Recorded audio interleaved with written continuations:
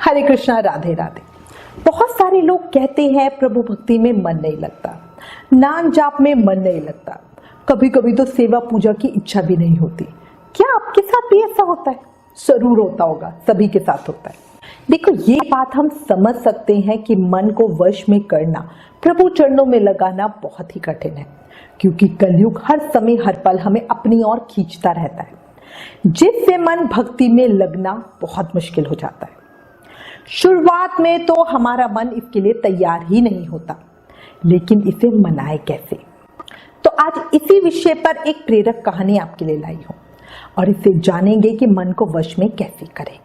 बहुत समय पहले की बात है। किसी गांव में एक सिद्ध संत का आश्रम था। उनके अनेकों शिष्य थे। उन सब में एक शिष्य ऐसा भी था जिसका मन भगवान की साधना में नहीं लगता था।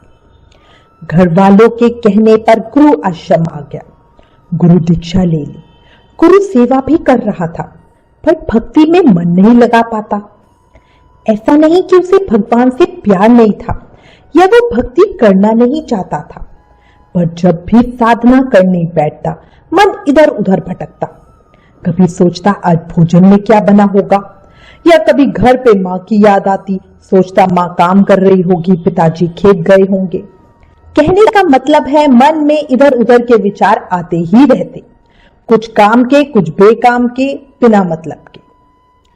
एक समय वो बेचारा बड़ा परेशान हो गया और अपने गुरु के पास गया और बोला, गुरुदेव, साधना करने में मेरा मन नहीं लगता, मन में इधर उधर के विचार आते रहते हैं। कोई ऐसी साधना बताए जो मन भी लगे और साधना भी हो जाए।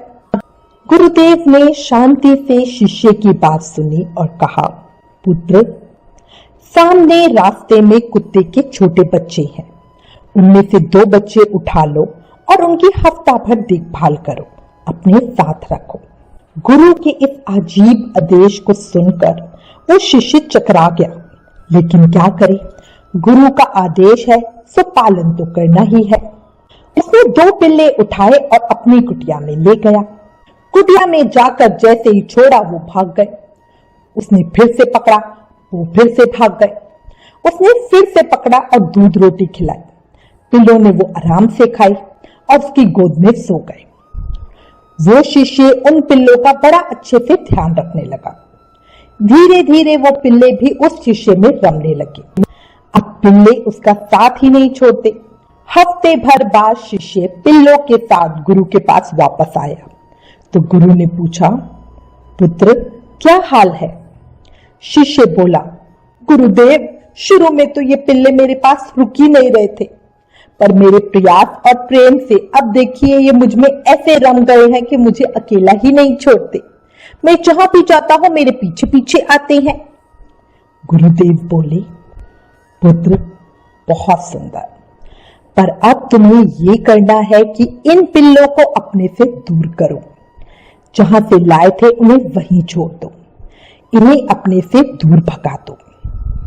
शिष्य फिर अचरज में, गुरुजी अब ऐसा आदेश क्यों दे रहे हैं? पर गुरु पे उसे विश्वास था, इसलिए आज्ञा पालन तो करनी ही है। शिष्य ने उन पिल्लों को वहीं छोड़ा जहां से उठाया था।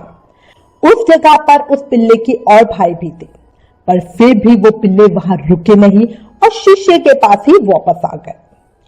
शिष्य थक कर गुरुदेव के पास गया और अपनी परेशानी बताई, जिसे सुनकर गुरु ने कहा, देखा बेटा, शुरुआत में ये बच्चे तुम्हारे पास रुकते नहीं थे, लेकिन जैसे ही तुमने उनके पास ज्यादा समय बिताया, इनके साथ मेहनत की, तो अभी तुम्हारे बिना रहने को तैयार ही नहीं है।